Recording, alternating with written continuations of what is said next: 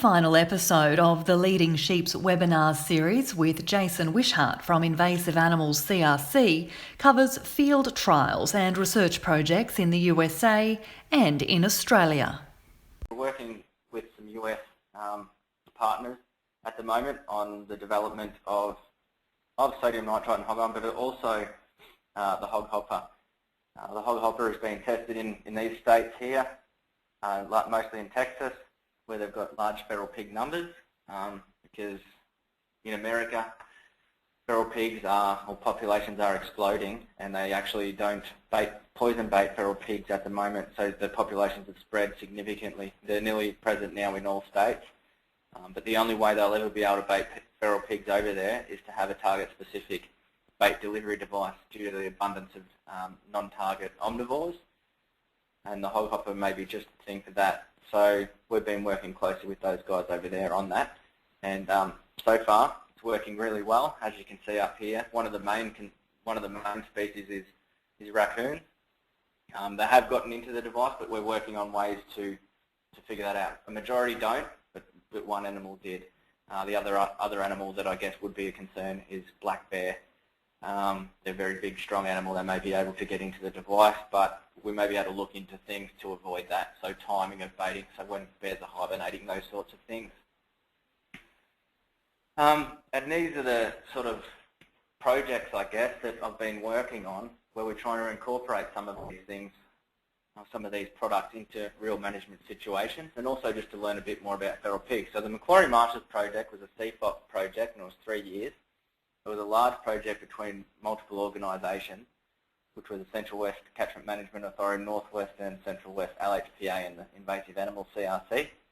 And the objective was to protect the Ramsar wetlands from feral pig damage, because there are a number of migratory birds who use the site for breeding and things like that.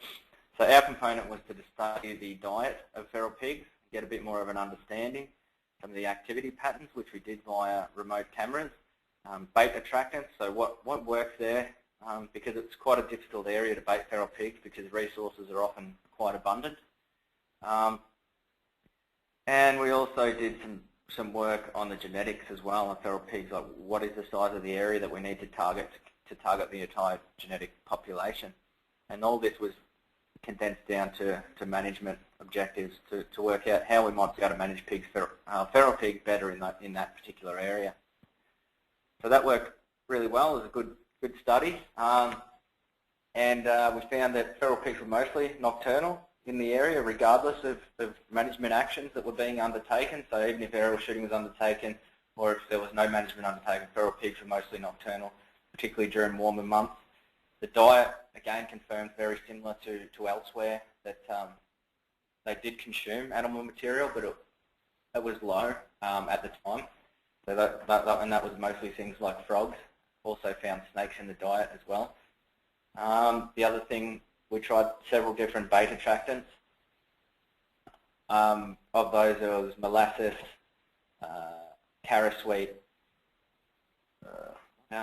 vanilla, a number of different things, and found that a few showed some promise, but more work is required with higher sample sizes, etc., to provide anything. Well, the results of statistical significance, but there were a few standouts, which were carrot-sweet, molasses, and fermented grain. So that was all quite interesting. And then, as I mentioned, the Malleefowl project, it's a 3-year biodiversity fund project. We're working with the Lachlan CMA National Parks and Wildlife Service, and also many surrounding landholders. You can see there's an image of the site here. This is all remnant mallee runs through private land, which joins to the national park down the bottom. So Malleefowl exist here, and they exist right throughout here. And what we're hoping to do is to develop a predator management program through this area, and also on surrounding properties, to help reduce the pressures on Malleefowl, so that they can actually get some recruitment into the breeding population. A study has shown that possibly as high as 90% of Malleefowl chicks are taken by things like foxes, and also, as I mentioned earlier, that pigs will eat the eggs of ground nesting species like turtles and things like that. So it's highly possible that they're going to be doing the same thing to Malleefowl. And there's a picture of some pigs investigating a Malleefowl mound during that project. So with any luck, we'll be able to find something that actually works. So it's very similar to this whole management thing where we work out what would be best suited at what time, get the coordination of it all going, we identify what the problem is, and we hope to increase the malleefowl population by a certain percentage.